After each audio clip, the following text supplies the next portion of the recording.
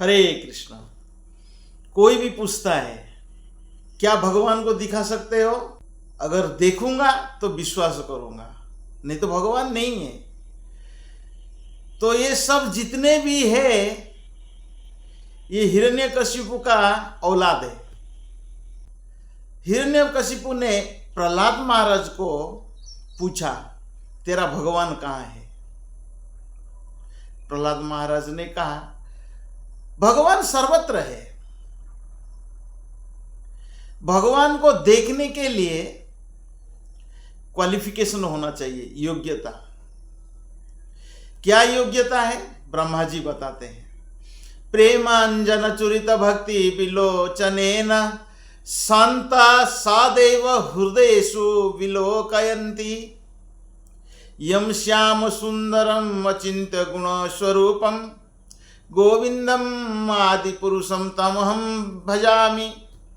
ब्रह्मा जी बताते हैं, प्रेमांजन चुरित भक्ति विलोचनेन संत सदैव हृदयेषु विलोकयन्ति। जो संत होता है, साधु होता है, महाराज होता है, भगवान का भक्त होता है, वो संत सदैव हृदयेषु, संत सब समय हृदय में भगवान को दर्शन करता है। हृदयेषु विलोकयन्ति प्रेमांजन चुरित भक्ति विलोचनेन। तो भगवान को देखने के लिए आंखें तो होना चाहिए ना। अगर भगवान को देखने के लिए आंखें ही नहीं है तो फिर कैसे देखोगे? अंधा व्यक्ति कभी सूर्य का दर्शन नहीं कर सकता है। और ये भौतिक आंखों से हम क्या देख सकते हैं? हमारी मन को देख सकते हैं? नहीं। आत्मा को देख सकते हैं? नहीं। हवा को देख सकते हैं? नहीं।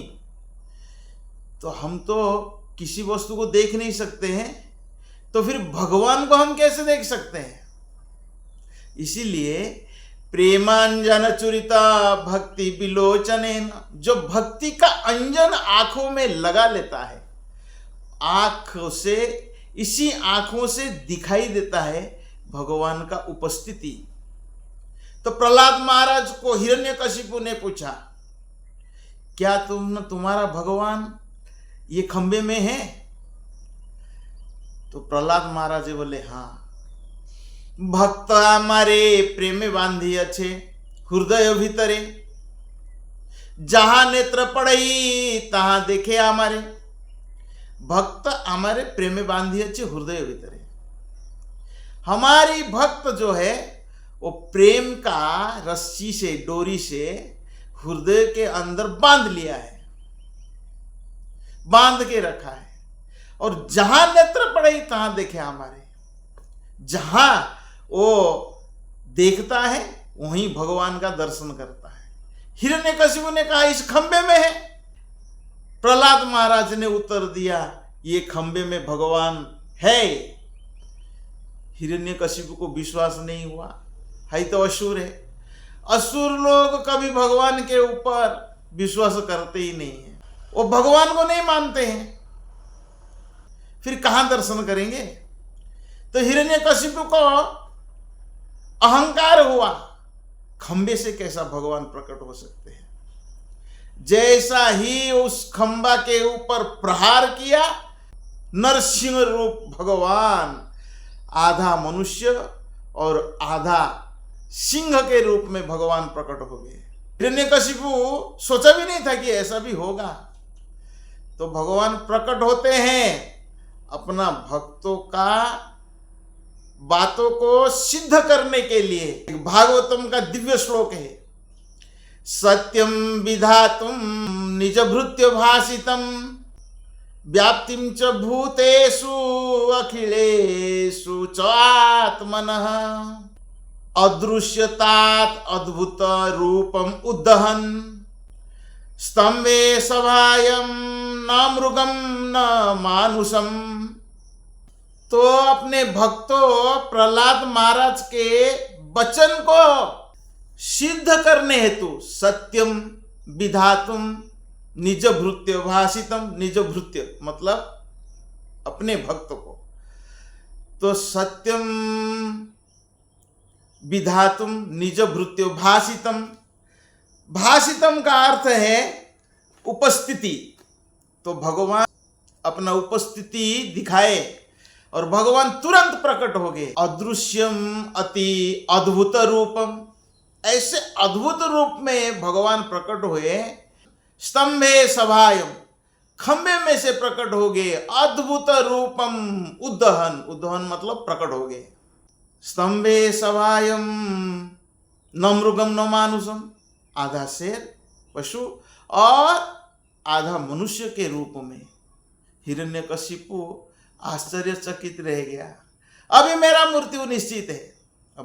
तो भगवान प्रकट हुए अपने भक्त प्रहलाद, अपने भक्तों प्रहलाद महाराज का वचनों को सिद्ध करने के लिए। तो भक्त हमारे प्रेमे बांधी अच्छे हृदय भीतर है। तो जहां नेत्र पड़े तहां देखे हमारे, जहां भी देखता है वो भगवान का दर्शन करता है। तो खंबे को देखा तो खंबे में से भगवान का दर्शन किया। तो भगवान पहले से ही नरसिंह रूप में उपस्थित थे। ऐसा ही हिरण्यकशिपु उस स्तंभ को प्रहार किया और भगवान प्रकट हो गए।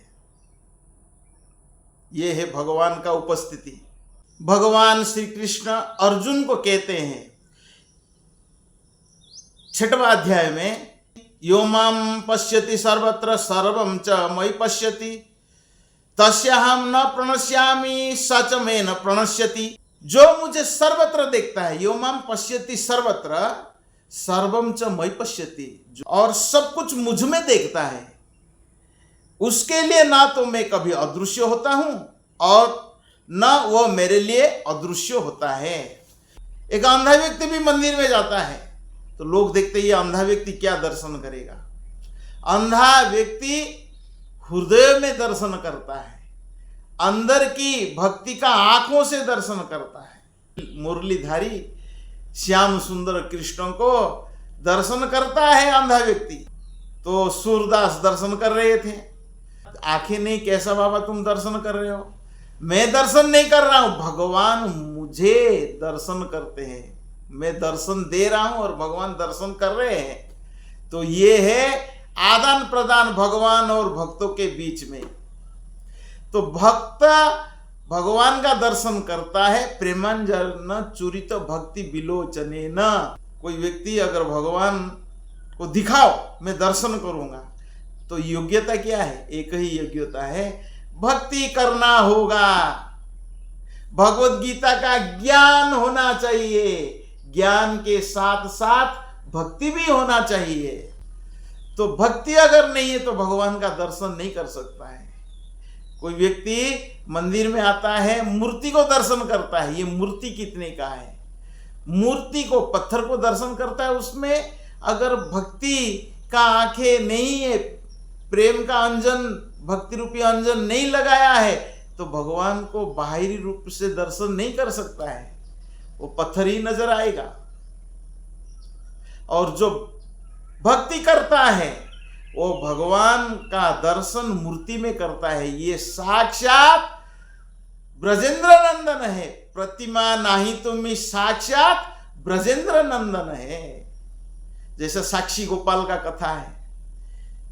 तो 2 ब्राह्मण वृंदावन गए थे, तो भगवान ने साक्षी देने के लिए वृंदावन से ओडिशा गए। तो ये है भक्त। जो भक्त होता है वो बांध लिया है भगवान को, अपने हृदय में प्रेम का रस्सी से बांध लिया है और रोज दर्शन करता है। भक्त हमेशा दर्शन कर सकता है, और जो अभक्त है वो कभी दर्शन नहीं कर सकता है। क्यों? ना भगवान बोलते हैं भगवद गीता में, ना हम प्रकाश सर्वस्य योग माया समावृत। भगवान बोलते हैं मैं सबके समक्ष प्रकट नहीं होता हूं, माया के द्वारा अपने आप को ढाक लिया है। जो भगवान उन्हें दर्शन देते नहीं है, और भक्त हमेशा भगवान का दर्शन कर सकता है। तो एक ही है, भक्त का श्रद्धा होना चाहिए। और भक्ति कैसा होता है? आदु श्रद्धा तथा साधु संग। फिर भजन क्रिया, श्रद्धा होगा, साधु का संगति करेगा, फिर भजन क्रिया करेगा, अनर्थ निवृत्ति होगा। और ये प्रोसेस लंबा समय होता है। अनर्थ निवृत्ति के बाद रुचि, निष्ठा, आसक्ति, रुचि होगा, रुचि, निष्ठा, आसक्ति, भाव, फिर प्रेम, भक्ति। फिर जब प्रेम हो जाएगा भगवान से तो फिर भगवान का दर्शन, श्याम सुंदर ब्रजेंद्र नंदन कृष्ण को हमेशा दर्शन कर सकता है। मंदिर में जाता है तो भगवान का मूर्ति को ही दर्शन नहीं करता है, वो भगवान को दर्शन करता है। हे प्रभु श्याम सुंदर मुरलीधारी ब्रजेंद्र नंदन यशोदा नंदन कृष्ण, आप हमें दर्शन दीजिए। भगवान जब कृपा करते हैं तो भगवान का भक्त दर्शन करता है। अभक्त आता है जाता है, दर्शन होता नहीं है। वो मंदिर का मार्बल को देखकर चला जाएगा, भगवान का दर्शन होता नहीं है। भगवान जिसके ऊपर कृपा करते हैं वही भगवान का दर्शन कर सकता है। हरे कृष्ण।